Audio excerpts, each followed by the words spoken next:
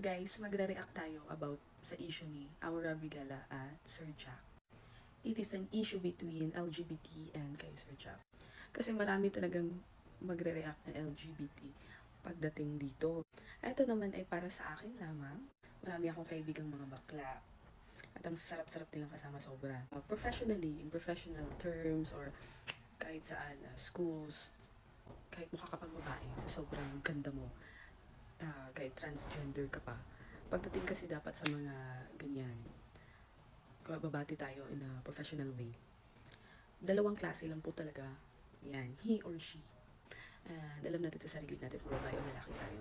Pero pag ako naman, pagbabati naman ako sa mga kaibigan ko, ayan, kung tayo-tayo lang or hindi siya masyadong formal or event like gatherings lang tayo-tayo lang, I will or i-recognize ko sila as she, as babae. Kasi babae talaga pagtingin ko sa kanila. First siguro, no, yung kasabi nun, wala sigurong issue kung hindi masyadong bastos pag call out. Yun lang po.